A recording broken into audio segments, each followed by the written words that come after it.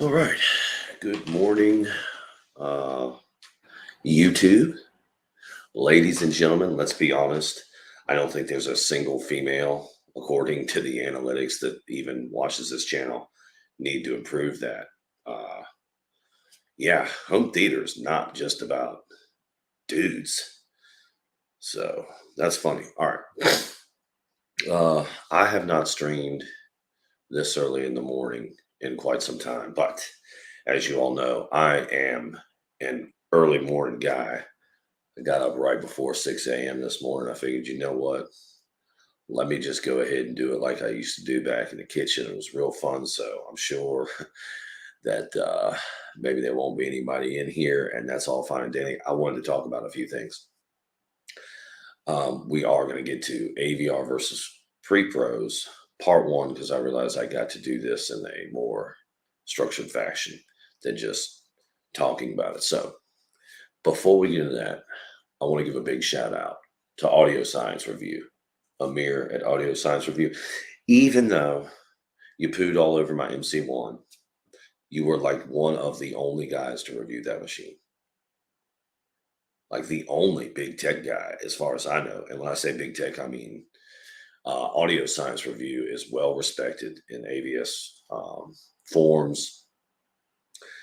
Um, he's been putting out more content on YouTube, and we really like that. So, big shout out to Amir. Well, he did this funny little experiment just the other day, I guess 2 days ago now, and it ties right in to AVR versus pre-pros and what I'm always talking about: dedicated circuits and all this stuff. So, right here we have our electrical tester. I have not recreated this experiment, but our guy Amir is dead on all the time. So you probably can't see this, but this is just a regular cord here, not grounded, and it is plugged in to the wall.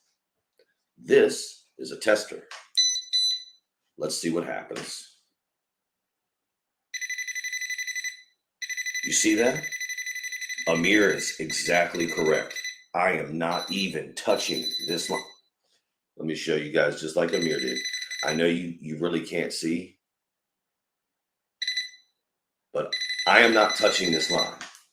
Oh, I wish I could get it closer, guys, but there's not a closer. Let's see if we can do this.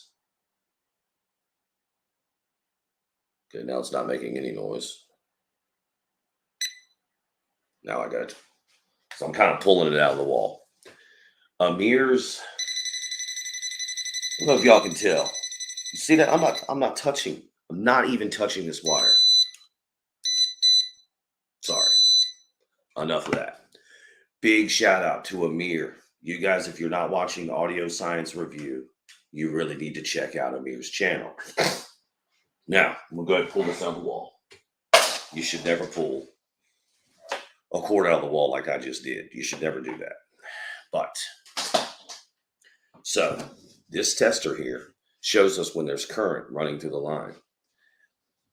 You just got to go watch what Amir said, but it only kind of validated what I've been talking about. Crosstalk and noise for a long time. And it is so important and vital in our home theaters to not allow that crosstalk.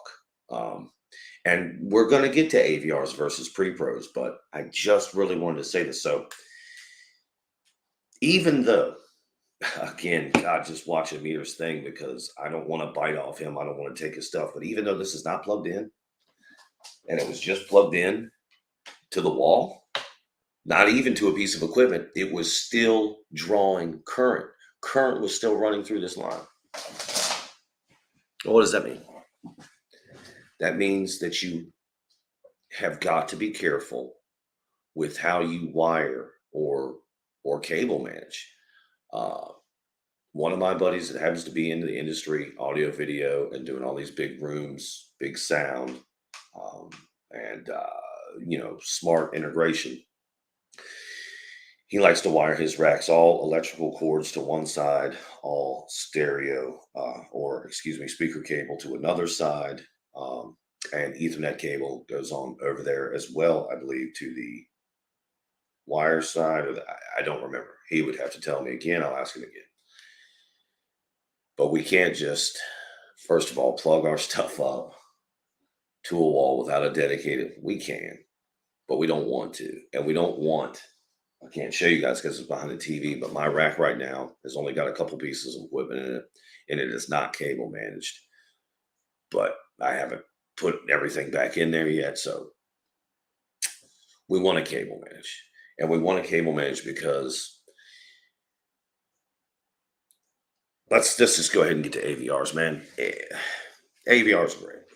You know, I pulled out my Yamaha TSR 700 just yesterday to do some work with it to talk about AVRs, and I just couldn't get it going on well with everything else that was going on here. Not very much space to work, little desk, whatnot. The the Yamaha TSR 700 is a great little black box. That's what I call it. It's an amazing little black box, and it served my home theater so well for almost a year. Um,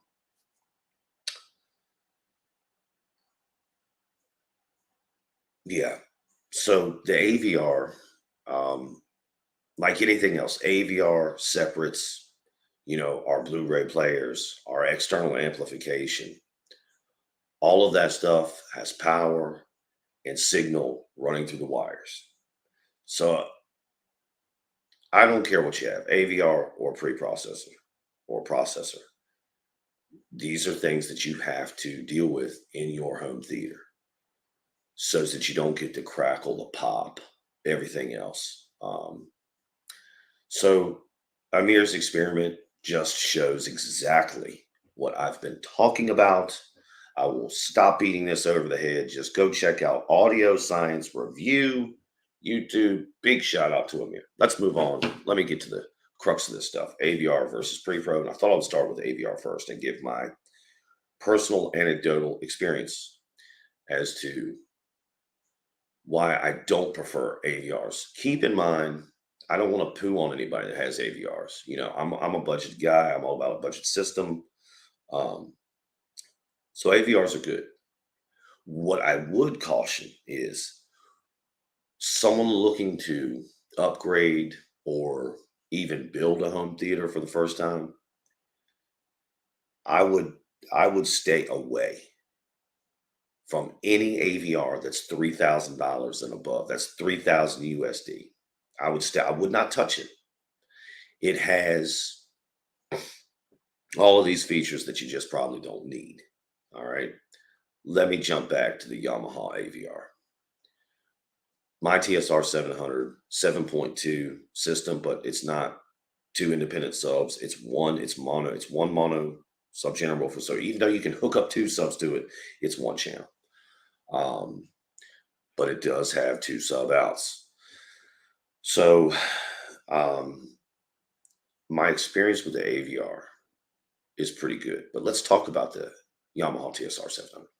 It is rated at 100 watts per channel, two channels driven.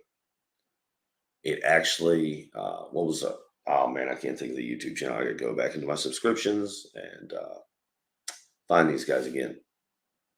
They bench tested the Yamaha two channel and it actually pulled something like 117, maybe 118 watts per channel, two channels. It's pretty good. So if you have an AVR, I don't want to poo on you. I had an AVR. I've had many AVRs, right? But let me tell you what really helped the AVR, and then we're going to get to why the AVRs lack a little bit. It's going to be a chain process here.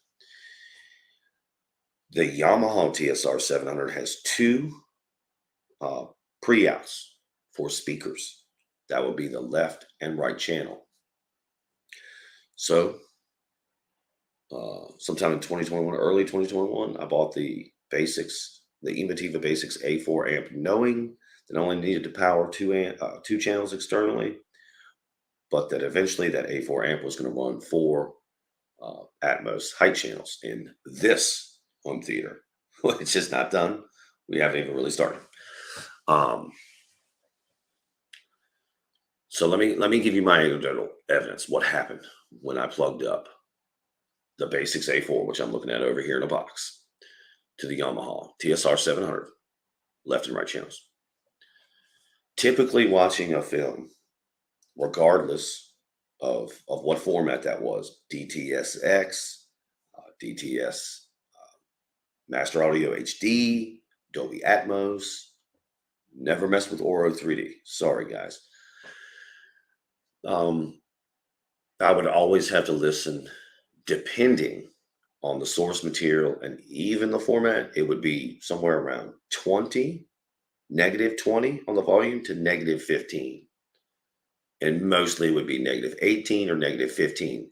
And that would bring me to a pretty much movie theater experience. That would bring me to like 75 decibels, right? And really, I think it's 85 decibels that everybody says is reference listening levels. Well, that's really loud.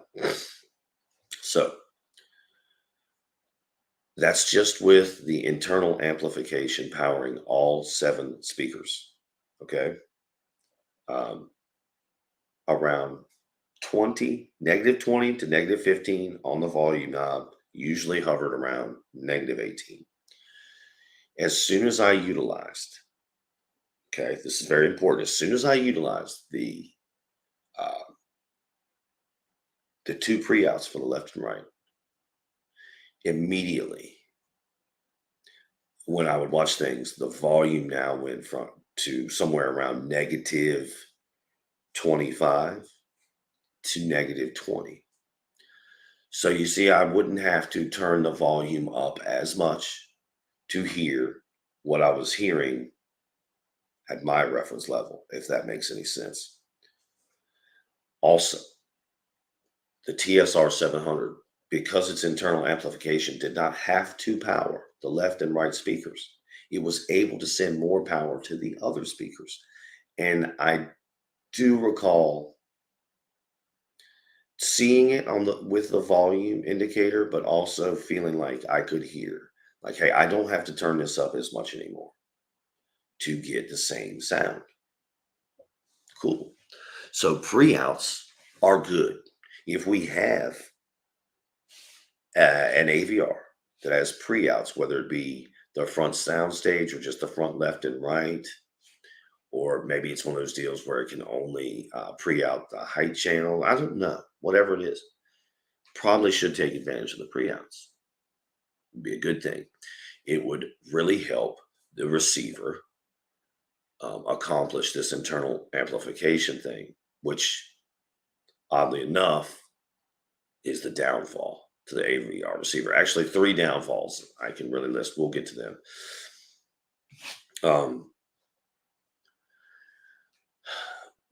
Well, I guess we can kind of start now. When you have pre-outs on your AVR, unless you have the absolute highest end AVR, and I just went back and checked this. Old Mean Gene from Audioholics tested the SR 8015, and it had some of the best pre-outs that he had ever tested in any AVR. Very good. Having said that, most of all other pre-outs on all other AVRs, whether they're Marantz, Denon, Yamaha, whoever, they cannot kill all the power to the internal amplification. And that creates a problem. Creates a problem. So now we're playing this game with AVRs. Okay. Let me say this to you. In 1985, my father had a Pioneer 5.1 channel, and I believe it was a Dolby Pro Logic 2 home cinema AVR, audio video processor. And back in 1985, this thing was the real deal, right? But it was only 5.1 channels. That receiver, that chassis, the AVRs we have coming out today with 11, 13 channels, the chassis are about the same size. So as you can see, over the last 40 years, almost 40 years, we've been cramming more into the same space. That is going to create crosstalk. We were talking about the wire earlier. the electric wire, which is going to add interference. One more time. Audio Science Review, Amir. Thank you. Big shout out. So now think about what's going on inside the chassis. You've got your processor, your processing side going on here, and your amplification side going on right there, right next to each other. Of course, there's going to be crosstalk. Of course. That, my friends, is why I will always say the processor beats the AVR all day, every day, even though you have to acquire and use external amplification. So let me take another half step back because I love my little black box. I love my Yamaha TSR 700. I think it was a great machine, especially for the money. Just raved about it for months and months and months, almost a year. AVRs have their place, just like sound bars have their place. But my contention to anyone out here in YouTube land is if you want to build a home theater and get the best results, I don't care what your price point is. I don't care what your budget is. Forget about the AVR. What are you going to do? What am I going to do? Let's keep it on me. Am I going to go out here and buy an AVR from Denon, okay, instead of $8,500, so I can turn off all the internal amps and use the pre-outs, which aren't actually going to turn off all the internal amplification anyway? Plus, the $8,500 comes with so many things I don't need. That this is, guys, home theater's just full of snake oil. That's all there is to it. It's just full of it.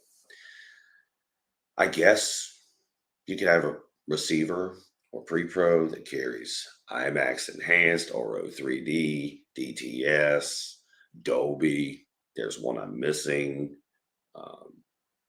Whatever. IMAX Enhanced, THX, right? So, yeah, you can have all 5 of those certifications, right? You can have HEOS. Like most AVRs now come with HEOS, I guess. Yeah, most of them do. HEOS speaker system. I think that was created by Sonos, if I remember correctly. Anyway, or Sonos was a huge adopter in the beginning. One of the two. Somebody correct me in the comments section or live stream, whatever. So, where were we? The AVR is going to sell us a lot of bells and whistles that I just don't think we need, and that's why they keep bringing that price up. In my estimation, if you want a decent AVR in 2022, you got to spend about $3,000, $3,000 US. And that comes with a lot of stuff that I don't need, I don't want. That's just the way it is. So, to quote my friend again, which I have been doing a lot lately, Techno Dad Chana D, he's got it right. This is all important. The AVR is the caboose in of home theater.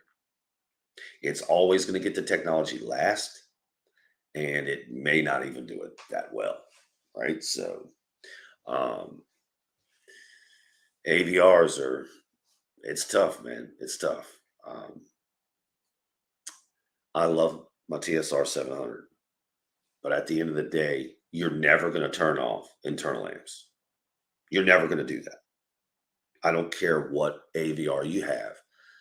There's always going to be some energy going on in those in internal amps. And unfortunately for all of us out here, mostly that contaminates the signal, the sound signal that you're trying to recreate, right, inside the machine. So you could even spend, $5,000 on an AVR. They're out there, you're still going to run into the same problems. So, yeah, I wanted to spend this time talking. Let me go back and good points about the AVR. Let me leave the AVR part of the discussion right here. And then in a future live stream or video, we're going to move on to pre-pros. But if you have a pre-out on your AVR, as the TSR 700 only has two, I'm going to advise people to use them. Use the pre-outs. That's what they're there for. Even though they're not going to cut off all the sound, they will help in other ways. For instance, your machine will be able to send more power, more wattage to the other channels. If you have a 7.1 system and your receiver says it does 150 watts per channel, 120 watts per channel, maybe 100 watts per channel, that's two channels. By the time you are feeding all seven, you're not getting close to that 100 watts per channel. So anytime you can add external amplification to your AVR, I think it's a good thing. I think it should be done. In my experience, it definitely helped the Yamaha. Now, you have to think that I think the reason Yamaha made the pre-outs for just the left and front left and front right is because your sound stage is going to be drawing the most current, the most power. Now, your center speaker should be on the most. It should be drawing the most, and it should be heard the most. But your left, front, and right are going to be heard. Like your front sound stage is basically where everything's happening. So that's why I believe Yamaha decided to pre-out those two, and that's why I believe it did help the rest of the system. I mean, in theory, by about 3 or 4 dB, depending on source material, it could have been 5 dB, anywhere from 2 to 5 dB. It helped the AVR to not run as hot.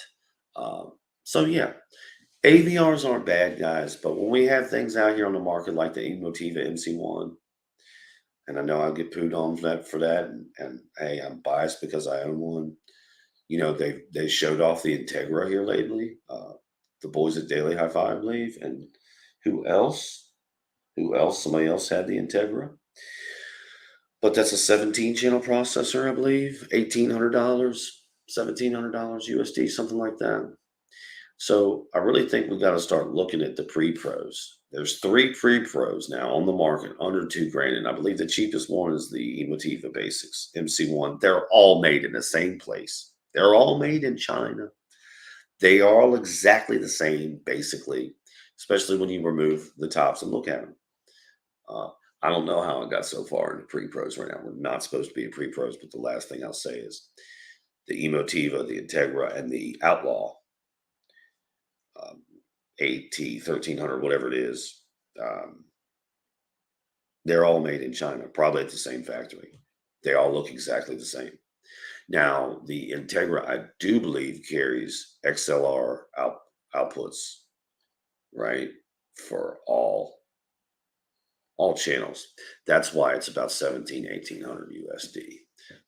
The Emotiva MC1, it carries no XLR outputs.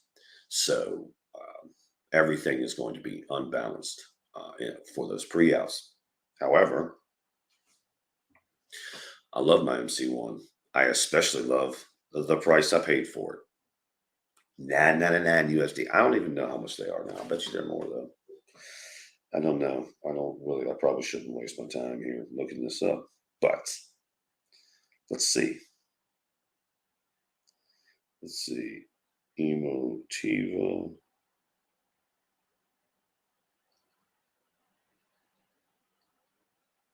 Yeah, it's still $9.99. Man, that's a great price.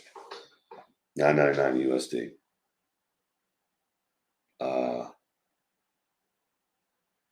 Man, and they're back in stock. Like you can pick one up right now.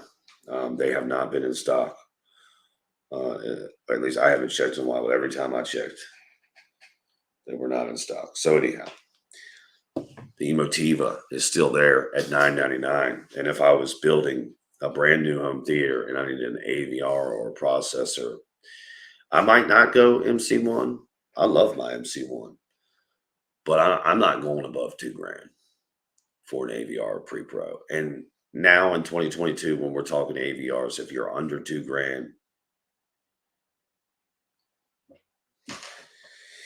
you're not going to get the value. The value in my MC1 is at half the cost is just so much more, in my opinion. So much higher, so much better, but whatever. AVRs are good if you have to have them, just like sound bars have good applications if you have to have them. If you have a choice, I'm always going to recommend you go separates. That's just what it is. Separates all day, all night. You know what I mean?